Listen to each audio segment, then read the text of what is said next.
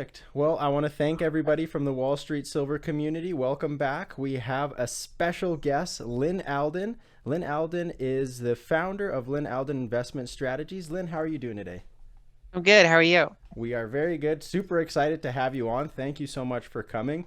We also have Lee Justo and Jim Lewis with us from the Wall Street Silver community. Who wants to get right into it? I'll start this one off.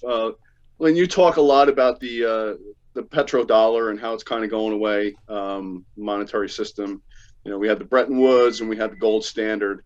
My understanding is that real income was actually going up under the gold standard, and that was in a situation of deflation. Do you see us ever getting back to a point like that?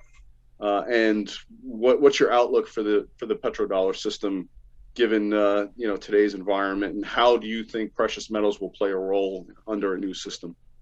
Yeah, historically, we've had several different monetary cycles, and so if you go back far enough, we had kind of the decentralized gold standard, like you mentioned, where different central banks they pegged their currencies to gold, and then we moved towards the Bretton Woods system, which is that all the currencies peg themselves to the dollar pegged itself to gold. That broke in 1971, although as I've showed in my articles, it was breaking by the time it got to the late 60s. It was kind of unsustainable as the way it was designed because the amount of dollars in the system was growing compared to the gold reserves, and so that was kind of an unsustainable problem. And then ever since the 1970s, we've been in what many people call the petrodollar system. And for people that aren't aware, what that essentially means is that although for the first time in history, currencies around the world are all fiat currencies, and so they're not officially backed by anything, but indirectly, the dollar is somewhat backed by oil, and that's how the system's worked for about 50 years. And the way that works is that the dollar is not pegged to oil. However, due to deals made back in the 70s, most OPEC nations only sell their oil in dollars. And so if France, for example, wants to buy oil from Saudi Arabia, they buy it in dollars, even though it's neither their currencies.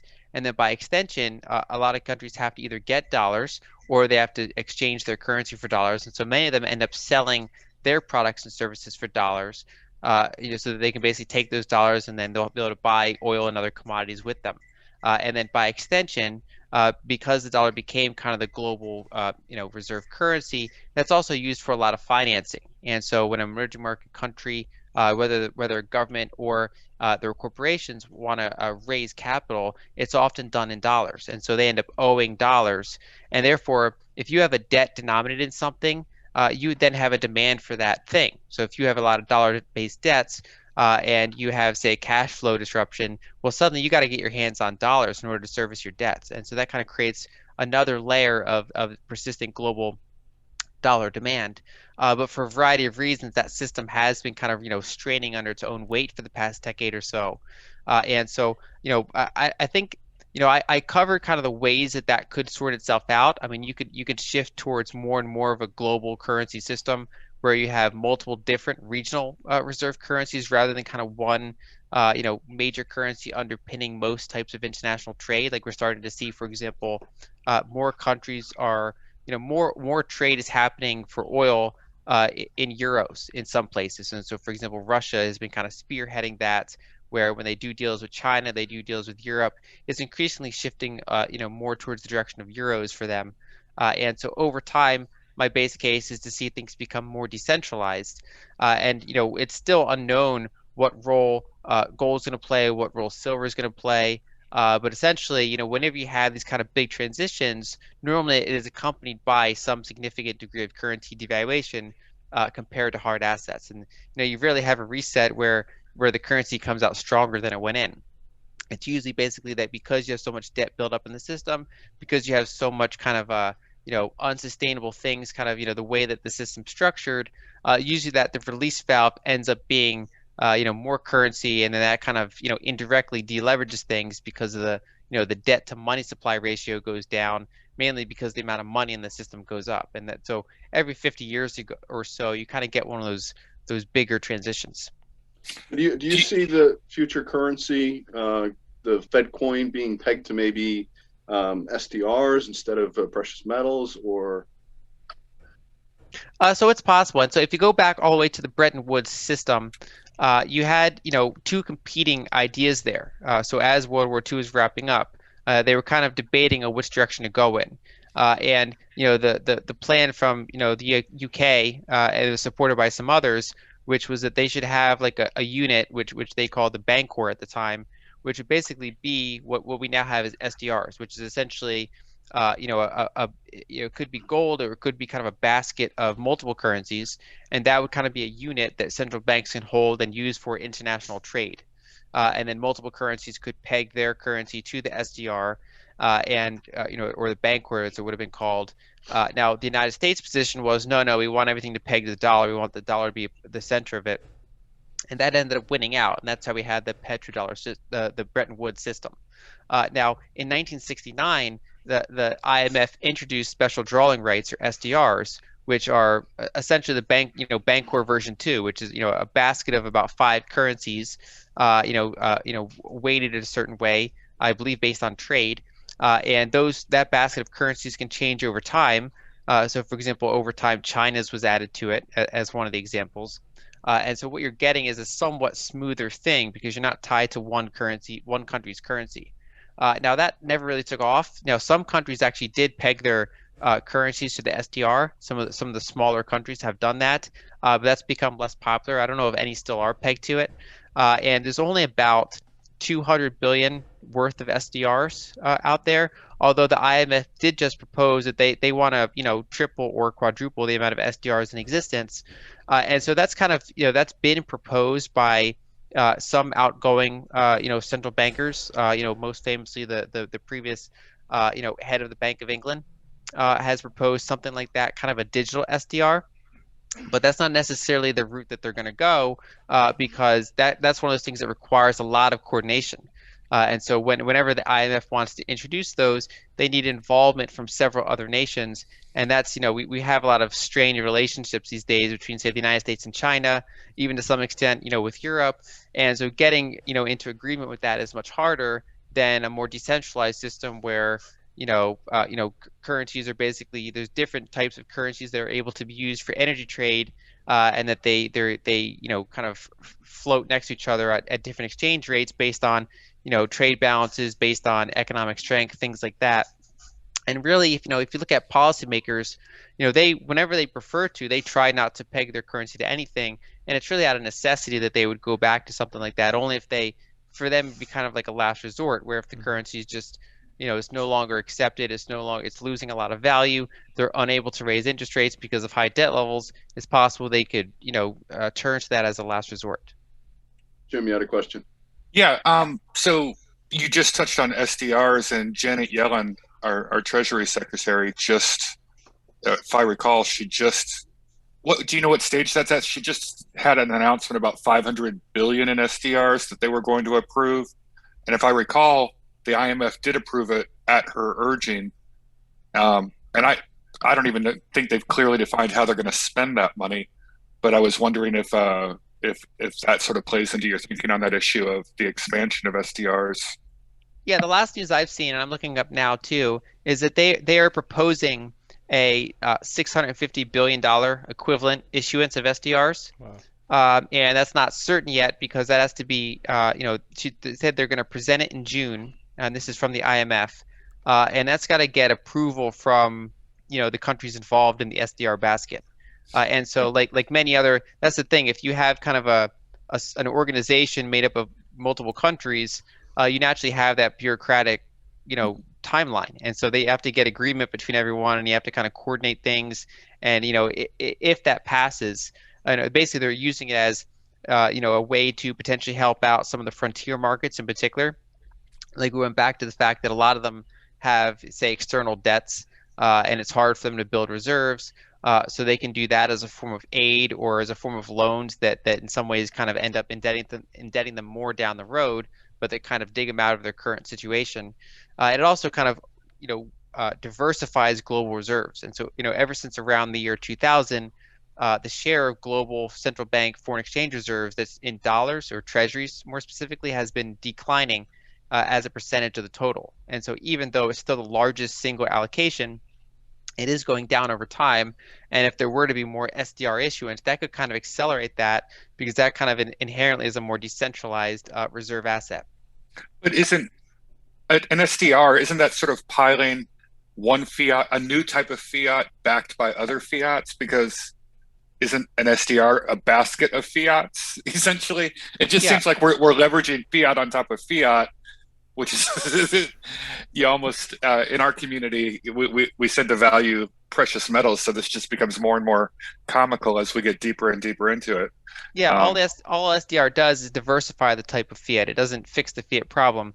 It just yeah, diversifies the type they have. And so a country, for example, could have an SDR, an amount of SDRs, and that gives them dollar, exposure, euro exposure, yen, pound, and yuan. And that basically just diversifies the types of fiat they have exposure to, but it doesn't change the fact that what they have exposure to is 5 different types of fiat.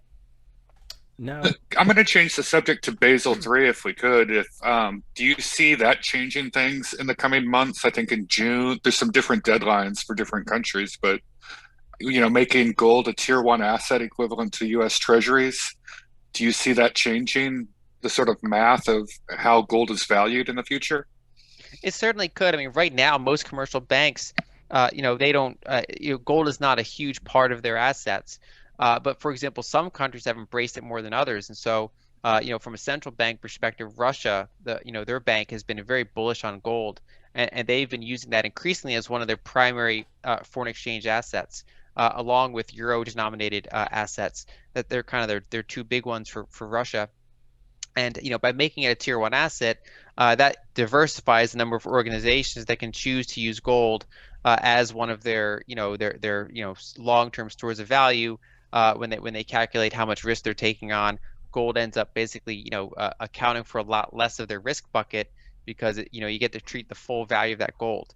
And so we'll see over time how that plays out. But overall, that's certainly it's not bearish for gold, and if anything, it's quite bullish for gold. now, Lyn, are we headed to a redistribution of wealth?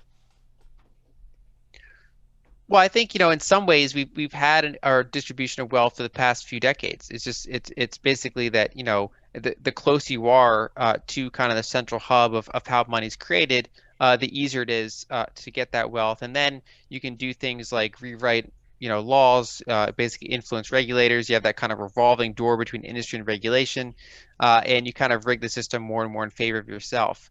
I've described this as a pendulum that tends to swing too far in either direction. And so, for example, in the 70s, you had extraordinarily strong unions that really could kind of strangle competitiveness, and so it's kind of like the pendulum swung so far in favor of labor that eventually it caused a breaking point. Society pushed back on that. They elected leaders that pushed back on that, and they kind of swung that back towards balance. But then over the past several decades, many people have felt that it's swung really, really in favor of capital. So if you have money, if you you can go around, you can get foreign labor around the world. You can robotics has advanced a ton, and so you can minimize the number of workers you need. And so it's really kind of weakened the position of unions and labor to the point where if you look at, say, the ratio of CEO pay to the average worker pay in a company, it's like the highest on record. If you look at asset prices relative to the median income, it's extremely high. If you look at healthcare is rising very quickly, childcare, university costs are all rising very quickly compared to what, say, the median male income is, which is one of the consistent ways to track what the median kind of pay has been in the United States and many other countries. And so I do think that we're kind of, society is now pushing back on that. And there are ways that they can kind of restore balance. In some ways they can tweak the tax system, they can do things like that. But these things tend to have a habit of then overshooting in the other direction. That's kind of the I've seen it described that's in some ways one of the main frameworks of how history's operated around the world, is that it's just the pendulum swinging back and forth. And in some societies, they manage to thread that needle pretty well, where they don't, whenever they start hitting extreme, they go back. Whereas other ones, they go so far to the side that it causes a revolution one way or another. Mm-hmm. And then you get an even bigger reset. But so overall, I do think that we're probably heading towards more of a political will to basically try to reverse some of the past few decades of things, and that can take a bunch of different forms. I mean, that could be stimulus payments offset by tax increases, for other groups. That can be more, infrastructure projects and things like that. And there's going to be winners and losers in that. And so from an investing perspective, you want to be aware of that, kind of monitor that over time and see what you can do to make sure your assets are aligned with that sort of thing playing out, which is separate from whatever person might feel politically, because, how you vote might not be the same as, investing is about what is and voting is about what you want to be. Mm-hmm. So given the current economic environment and what you see unfolding in various markets and currencies and things, is there a situation that could unfold that would be bad for precious metals? Or do you think that, it's pretty solid almost no matter what way it goes, given, the dollar collapsing and eventually, et cetera? I think the long-term outlook here, it's challenging to see one that's not beneficial for a large variety of real assets, and so I prefer to diversify into gold, silver, uranium. I've been bullish on copper, although I've been pulling it back a little bit just because it went so well. Bitcoin, nickel, and so I kind of have this big chunk of kind of things that can benefit from currency devaluation. And in the longer you're out, you look here, the bottlenecks are just really hard because, historically, if you were to get inflation, interest rates would have to rise to kind of quell that inflation. But because debt is so high in the system, they can't really raise rates without breaking things. And basically, they would damage the stock market. They would damage the corporate credit market. The sovereign debt around the world is so high that if they were to have persistently positive real interest rates, that starts to become an increasingly big chunk of the government budget.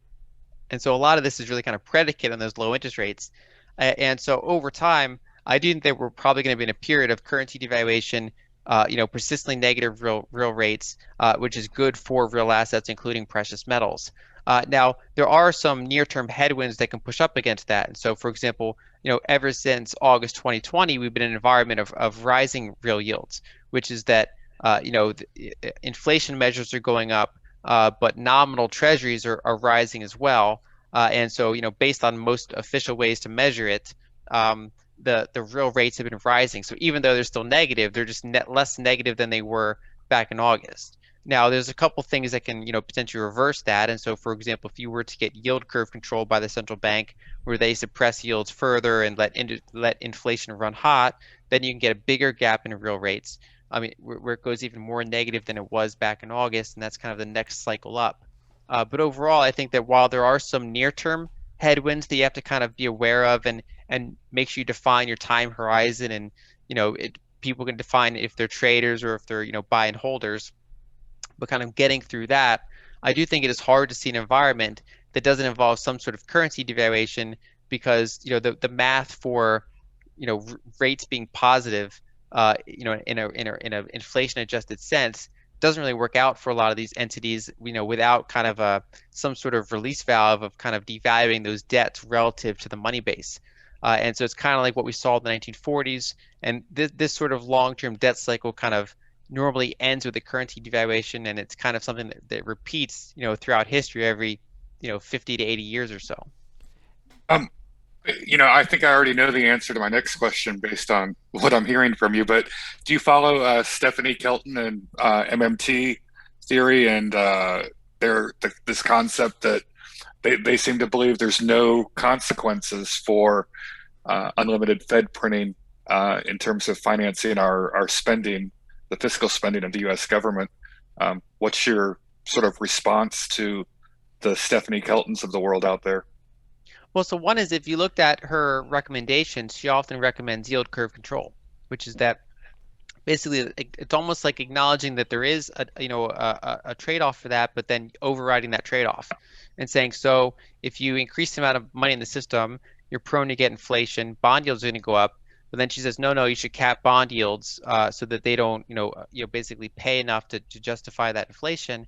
And so there's no free lunch. And so in that case, the losers in that outcome would be anyone holding cash or bonds, because you're holding these paper assets. They're yielding. Banks are yielding next to zero. Treasury bonds, depending on what part of the yield curve you're on, are yielding at most like 2% and change. And if you're in an environment where inflation is running hot, while there's a yield curve control, you don't make out well on a real basis. And so if you go back to 1940s, for example, in order to finance World War II, they essentially did turn to MMT, where the government ran massive deficits. The central bank, created new money and bought a lot of those treasuries. And so you basically had a rapid increase in the broad money supply. It went to building the industrial base. There are good things that came out of it, but it's not a free lunch. And so anyone who was holding cash or bonds lost out on that. And then also, that sort of environment tends to, because of the fiscal issue that's happening, then you start to get taxes on groups that can, that have the resources to pay those taxes. But that's also, there's no free lunch. So, one group might be benefiting while another group is being harmed by that. And so there's downsides to every policy.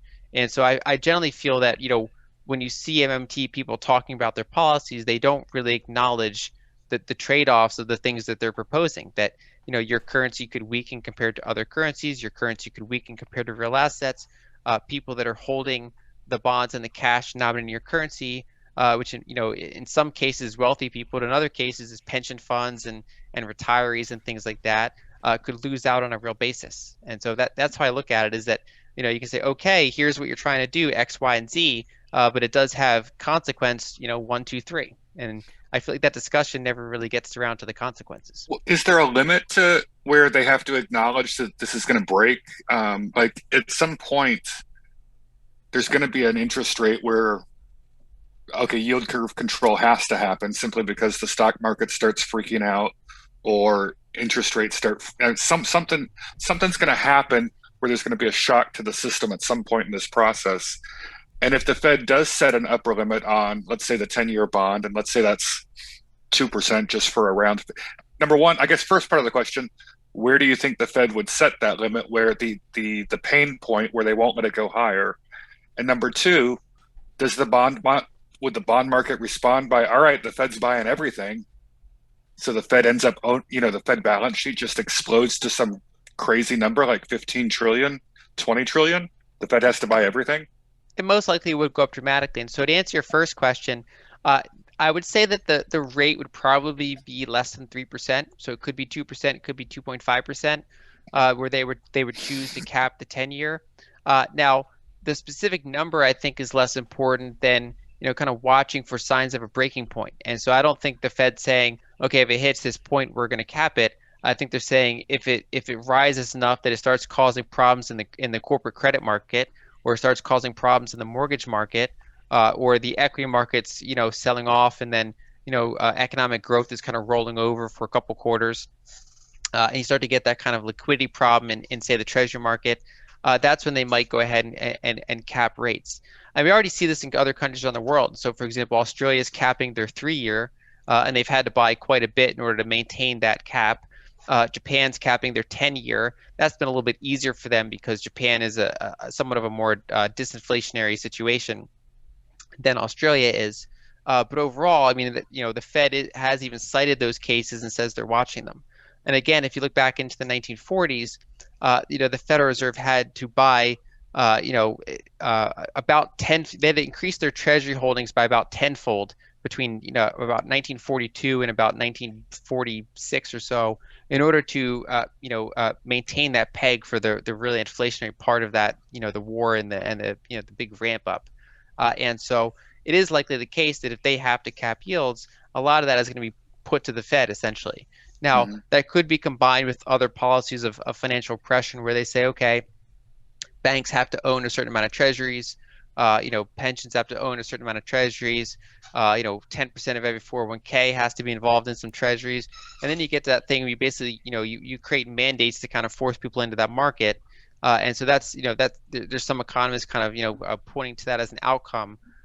Even ones that don't, they don't support that. They just say that might be coming. That's something to kind of be aware of. And doesn't that lead to? Oh, I'm sorry. Doesn't that lead to like the Italian bank problem, where you have all these zombie Italian banks that own a bunch of debt that's they're all forced to be stuffed with sovereign debt that essentially is misvalued at some point?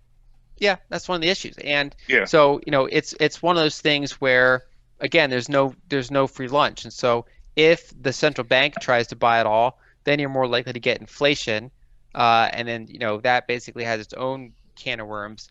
If they use those other techniques to try to force other private entities to buy it, then it can keep somewhat of a lid on inflation compared to the first alternative, but then you zombify large chunks of your financial system, and so it's kind of like a selection between bad choices when they try to go down that route. And so the overall, to answer your other question, what is the breaking point? It really comes down to inflation and how the money creation compares to some of the deflationary forces.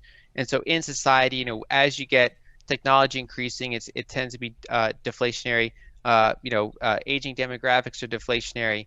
If you're in an environment where you have commodity oversupply like we were in for the past decade, that tends to be deflationary. But when you start to get that money creation going up against some tightness, like if you get commodity shortages, like say you reduce capex because the price was so low, and then so for a little while you kind of run more tight, and then you start to get demand going up, but you haven't raised your capex, and so you're kind of you don't whether it's energy or silver or uranium, whatever the case may be, you're not providing enough of those commodities, and you start to get tightness in those markets.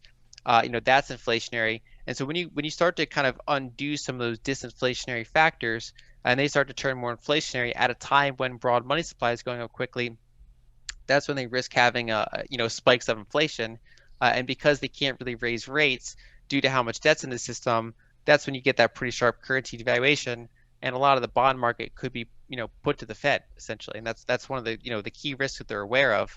And it's funny if you read their meeting minutes. I mean, the reason they're not doing yield curve control right now is because they'd prefer not to. If you look back in the 1940s, yeah, they hated doing it in the 1940s because they completely had to give up their independence. I mean, even now you can debate how independent are they, but if they're actually doing yield curve control, the answer is virtually not at all. And so because they have to buy however much is needed to maintain that peg.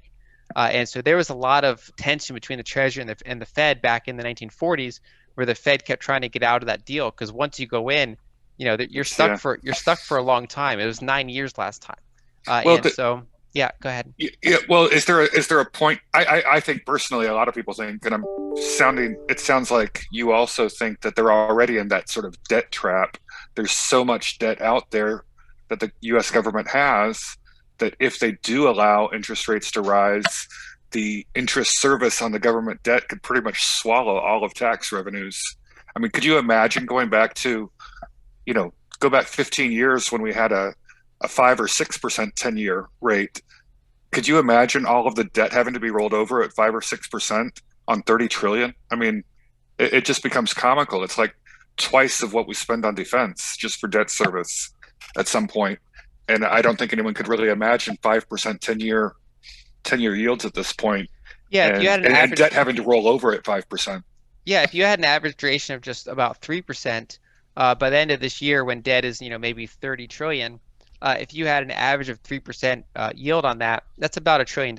And so if you're at 5%, you're well over then $1.5 trillion just for paying the interest. Yeah, it's just crazy.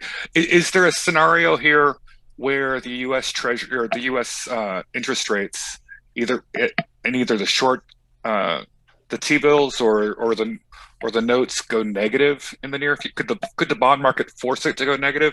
I know the Fed doesn't want to go negative in Fed funds rate, but sometimes they're forced to do it when they don't want to. Yeah, there's a couple of variables. So one is, in the past several months, we were seeing a decline in the short end of the Treasury yield curve, even as you saw the longer end of the Treasury yield curve rise. And that was partially because there's so much liquidity in the system, so much bank reserves, and they're drawing down the Treasury general account, where all these entities have a ton of cash and they need to be able to put it somewhere. And so they kind of flood into T-bills. And so we saw an environment where some of those really short-term T-bills were touching zero, or even going to like negative 0.01%. And so they're kind of flirting with that zero limit. Whereas the longer end Treasury were rising. And so the short answer is, if you were to get a deflationary shock, kind of like what we had back in March 2020, if you were to get another one of those for some reason, and a lot of entities want to pile into treasuries to kind of benefit from the capital gains that you get temporarily from when yields go down, or just as a perceived safe haven, it is possible that they could drive the yields negative, and that's historically what happens before major recessions. Is that as growth starts to slow, the bond market starts to sniff it out, and you get an inverted yield curve, meaning that the bond market is starting to price in Fed cuts by saying, okay, you might say you want to hold the interest rates at 2.5%, but we, the bond market, are going to push the long end of the curve down to 2% or 1.5%. So that the 10-year yield is lower than the 3-month yield, and because what they're doing is they're pricing in that the Fed's going to have to cut, and so it is possible they can do that for rates that are below zero, but only if they perceive an environment that is deflationary. They wouldn't want to do that. The bond market wouldn't want to do that in an inflationary environment, only in that more deflationary environment. And the Fed kind of has the option of ignoring that, and so one of the if they were to ignore that signal, that becomes a problem for banks, because the whole model of a bank is that you borrow on the short end of the curve and lend at the long end of the curve, essentially. And so when you have that inversion, that's very bad for lending and financial system. On the other hand, negative rates are not they're terrible for the banking system as well. That really kind of kills savers, kills the incentive to either save or lend. And so there's really kind of no good option there. I think the Fed, they've said that there's no good evidence that negative interest rates work for anything, so hopefully they stick to that. And if they do stick to that, the bond market can start to realize, we can go negative all we want, but we're not going to convince the Fed to go negative with their short-term rates, and then the bond market would start adjusting to that reality. But right now, the bond market doesn't know that. It thinks, maybe if there were a deflationary shock, maybe the Fed would do negative interest rates, and so it's possible the bond market could test them.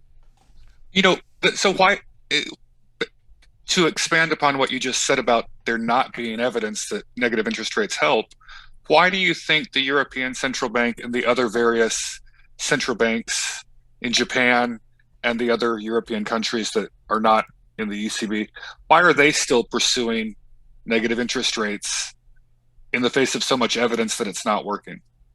Are they trapped? I think there's a few reasons. So one is, you have these people with models, and the models might not correspond to reality, but they're still sticking to the models. And so you have an environment where, let's say yields were 5%, and they found that reducing that to 2% was stimulative, right? Mm-hmm. So then they might make the assumption that, well, going from 2% to 0 is also stimulative, but that might not be the case. And so there's a difference between, say, reducing rates from a high level to a medium level might be beneficial if you have kind of a disinflationary situation, but that doesn't necessarily mean that going 0 or negative has the same effect. It's kind of like that as you go lower and lower, that effect starts to go away. Like no one was going to buy a home at one rate, and then if it's a little tiny bit lower, like now they're going to buy the home if they're unsure that they have a job, or that they're unsure that they can afford the payments on that home, just because the interest rate's low. And so at some point, monetary policy stops being very effective. But there's kind of that linear thinking. Another reason is that and this is somewhat more rational, but it's kind of the way that the petrodollar system is built. It has all these kind of inbuilt problematic incentive structures, and so it basically, because all these exchange rates float against each other, if a country is very export driven, they want their currency to be on the weaker side because they want their exports to be competitive compared to other peers. And so Europe doesn't want the euro to be strong compared to the dollar. Japan doesn't want the yen to be strong to the dollar, and so some of those will actively try to suppress the value of their currencies by keeping their rates negative across the board. And the reason that their currencies otherwise might tend to strengthen is because the U.S. runs persistent trade deficits, which in a vacuum is normally bad for a currency, but because it's the global reserve currency, there's so much demand for it anyway. Whereas these other countries are running, large, trade balances, trade surpluses, current account surpluses, and that would tend to strengthen their currency. But they don't want that to eat away at their export competitiveness. And so, despite having those surpluses, they try to keep their currencies as weak as possible so that they don't lose that advantage. And so you kind of have this global game where you kind of keep devaluing against each other without trying to do it so overtly that you're labeled a currency manipulator, and that you get kind of called out for it. Yeah, I don't really think they care if they get called out on it at some point. Well, we've taken a lot of your time. Lee, do you have any more wrap-up questions here? Yeah, I'm curious as to your outlook for equities right now. Do you foresee some sort of correction or pullback at any time? And it seems like we're going to be off to the races, making all new time highs. And if that does occur, what would be your outlook for precious metals? So I refer mainly to technicians about those really short-term moves. And also it's, I focus on the fact that there are multiple markets. And so I focus on US equities. I go to Japanese value equities. I go to emerging market equities. I mean, for example, I have, a Russian bank stock that's a single-digit price to earnings ratio. I have Japanese like commodity stocks that are trading below book value. And then, so comparing those to, say, an American software company trading at 60 times earnings, you're basically comparing apples to oranges. And so I try to treat them as different markets around the world. You sound a lot like Jim Rogers right now, by the way. I am, and I think, I definitely think his approach is valuable, where he's willing to go wherever kind of things are cheap. And so I approach things similarly. And so I do think that, so the next couple months are this. So we're going to get some reasonably high CPI prints most likely, because they're compared to year-over-year numbers. And so last year in 2020 we had April and May were those low points in terms of the official CPI. And people can debate about how useful is the CPI, but a lot of market participants do look at it. Bond market participants look at it. And so as we get into the April figures that will be reported in May, and the May figures that will be reported in June, some of those year-over-year figures will likely be substantial. It's not out of the question that we'll get CPI prints that are over 3%. And we're going to see how the bond market kind of responds to that. Will they look through it and they'll say it's transient, it's base effects, it's not a problem? Or are there going to be participants or algorithms that are like, oh wow, we have to spike up bond yields here? And if so, that could put downward pressure on growth stocks, which are more rate sensitive, and it could potentially put down pressure on precious metals, but only if it's not focusing on the inflation component. And so one thing I've pointed out is that we started to get the rise in bond yields recently, but we haven't really had the corresponding increase in official CPI numbers. And so overall, you're kind of getting the headwinds against gold without some of the tailwinds. Okay. But if you start to get those heavier prints, even though bond yields could go up, because inflation rates going up as well, that could kind of help these precious metals find a bottom and start to maybe have their next leg up. And so this kind of begs the question: do you think spikes in CPI could trigger the Fed to act and raise rates and just knock everything out?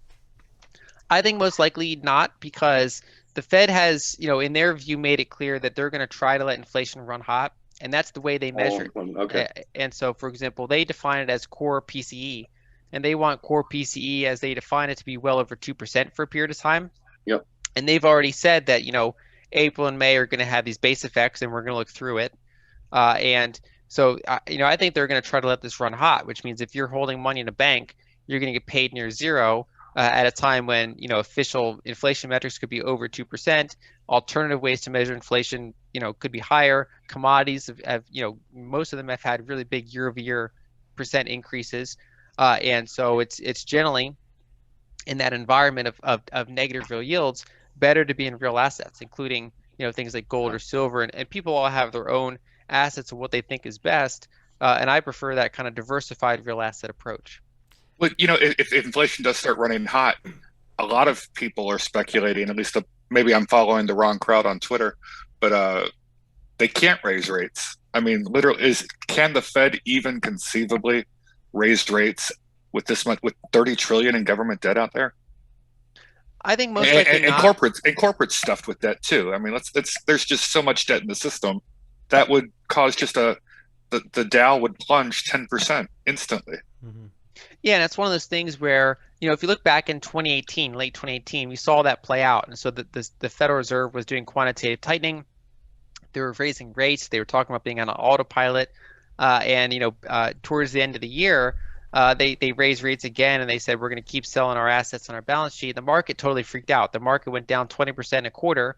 But then an even bigger problem underneath the surface was that no junk bonds were issued in 6 weeks, just like zero.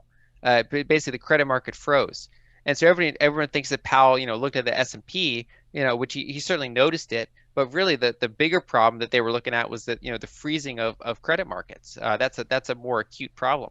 And so if you were to get an environment where you get some yield spikes, the Fed tries to raise rates, maybe they do get another a couple quarter point raises in, but because there's more debt in the system, whatever that breaking point is will be lower than it was in 2018. And so they potentially can get a little bit in there, but they don't really have the ability to normalize rates. And that's where you kind of start that cycle again, where they back off, they cut rates, and that ends up being very good for precious metals when they do it. And so for anyone who can kind of look through those potential tightening cycles, that basically kind of focusing on the fact that they don't really have the capacity to have positive rates for any length of time, that kind of strengthens the bull case for precious metals. But in the nearer term, I do think that they're going to stick to the thing that they're saying, where they're not going to try to raise rates until they're kind of forced to. Well, Lyn, you sound like you're a student of history. Yeah, you're great. You're good. You're great. You're much younger than I am, and I remember a time when we used to actually allow recessions to happen to sort of clean out all this stuff. And we used to view recessions back in the 80s and 90s, and even as recently as 2005, I guess, as a good opportunity to let bad companies go bankrupt, let a lot of debt just fade out of the system and be reset. And it seems like we have this attitude now these days where we can't allow a recession. Whereas older economists, I mean, I went to school back in the 80s, recessions were healthy. It was a good chance to clean out the trash. And, what are they teaching people? You're much younger than I am. What are they teaching people your age in school these days? We can't have recessions anymore? Or... Oh, it's been a while since I've been in school too, but overall. Well, you look much younger than me. Yeah, it's one of those things where they always kind of sacrifice long-term outcomes for short-term optimization, and so because they want to prevent recession, the problem is then they keep building up leverage in the system, and so over time it kind of gets worse and worse until you have a big event, and generally that event is a currency devaluation, and so overall. If they do let a recession play out, then you get that temporarily disinflationary environment, and it clears out malinvestment. It's good for the system. Things can rebuild from there. When they keep preventing that, that's when eventually they start to spur inflation because they've increased the money supply so much, and so that ends up being an ideal case for precious metals. And so my overall view is there's certain things I'd like to see. I'd like to see things clear out. I'd like to see more kind of natural business cycles. But because they can't control that, the things I can control are what am I invested in, how am I positioned for this, and so that's how I approach things. Is kind of Gotcha. that pragmatic way of looking at it. Do you currently stack physical silver, and if so, what's your favorite type? So I do have physical silver. Nice. And so my approach with multiple of these types of real assets is I have layers, and so I have like a physical component, but then also in my brokerage I might have say Sprott funds, or I might have miners or royalty companies and things like that. So I have this an array, and so for example I do like monster boxes, for example, where you get Nice. a bunch of silver coins. I also have some junk silver. So you have I forget what year it is, but pre 1960 something 64. Yeah, so pre 1964 silver coins, and so I do have kind of that off the grid storage. Well, Lyn, this has been excellent. I've enjoyed geeking out with you and talking some economics here. So we'd love to have you back in a few months as the market develops and sort of reevaluate and see if things have changed and see if your viewpoints as it develops, come share it with us again. Happy to.